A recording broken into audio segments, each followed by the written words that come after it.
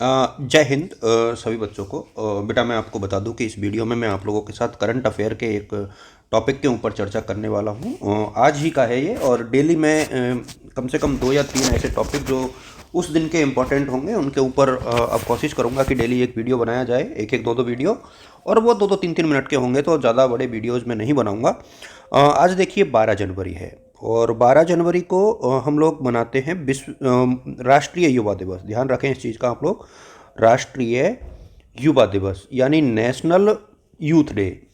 तो national youth day हम लोग क्यों मनाते हैं, पहली बात तो देखिए 12 जनवरी को 1863 में, ये ईयर भी आप लोगों को याद रखनी चाहिए, टाइम फ्रेम बहुत ज़रूरी है याद रखने के लिए। कोलकाता में स्वामी विवेकानंद जी का, ध्यान रहे, स्वामी विवेकानंद जी का जन्म हुआ। और स्वामी विवेकानंद जी के जन्म के समय शुरुआत में जो उनका नाम था वो नरेंद्र था। ये भी आप लोगों को ध्यान रखना चाहिए कि उनका जो बचपन का नाम है वो नरेंद्र नाथ दत्त था, नरेंद्र नाथ दत्त। और स्वामी जी की जो डेथ हुई थी वो 4 जुलाई को हुई थी, 4 जुलाई 1902। तो ये डेट भी आप लोग चाहो तो याद रख सकते हो, 1902। राष्ट्रीय युवा दिवस की जो शुरुआत है वो कब से हुई, तो मैं आपको बता दूं कि ये 1985 से शुरुआत हुई थी। और भारत में युवा की परिभाषा क्या है, और अब आप में से बहुत सारे बच्चों को ये पता नहीं होगा कि भारत में युवा की परिभाषा जो है क्या है। लेकिन स्वामी जी से रिलेटेड एक दो फैक्ट आपको और याद रख लेने चाहिए मेरे सामने। जैसे उनके गुरु कौन थे, तो रामकृष्ण परमहंस उनके गुरु थे। मैं किस्से कहानियों में नहीं जाऊंगा क्योंकि टाइम इतना नहीं होता है बच्चों के पास कि वो किस्से कहानियों में अपना वक्त बर्बाद करें। तो रामकृष्ण परमहंस जो हैं स्वामी जी के गुरु थे। और विश्व जब धर्म सम्मेलन हुआ था तो उसमें 1897 में जो भाषण नरेंद्र नाथ ने दिया, स्वामी विवेकानंद जी ने दिया, वो अपने आप में भारत की एक ऐसी छवि उन्होंने डेवलप की कि भारत से आने वाला एक युवा पूरे विश्व का ध्यान अपनी ओर आकर्षित जो है कर लेता है। तो ये शिकागो भाषण जो है वो बहुत महत्वपूर्ण है। शिकागो को आप लोग याद रखें कि 1897 में इन्होंने ये भाषण दिया। और इनका जो फेमस स्टेटमेंट है, उठो जागो और लक्ष्य की प्राप्ति तक मत रुको, उठो जागो और लक्ष्य की प्राप्ति तक मत रुको, ये इनका जो स्टेटमेंट है स्वामी विवेकानंद जी का, ये अपने आप में यूथ को प्रभावित करने वाला है और मोटिवेट करने वाला है। तो एक तो आपको ये चीज़ें याद रख लेनी चाहिए कि क्या है। और अब भारत में युवा के ऊपर मैं आता हूँ, ये तो स्वामी विवेकानंद जी की बात हुई।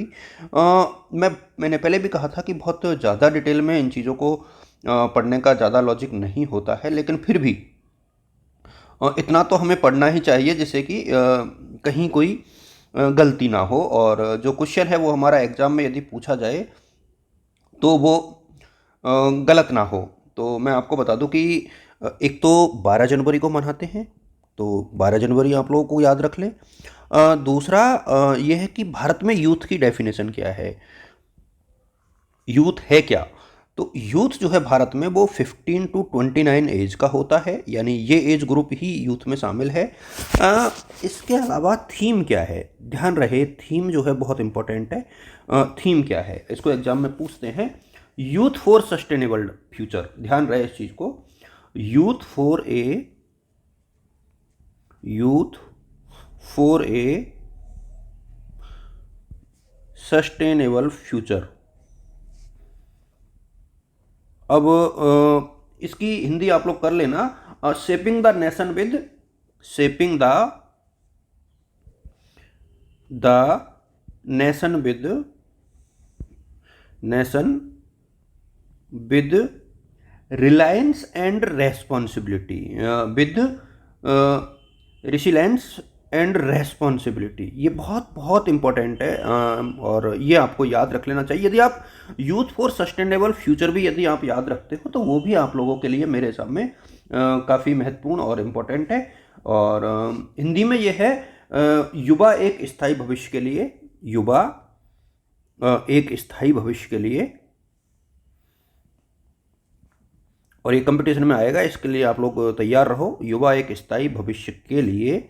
और लचीलेपन और जिम्मेदारी के साथ राष्ट्र का आकार देना, राष्ट्र को आकार देना, ये है। क्योंकि शेपिंग यहाँ पर वर्ड यूज हुआ है।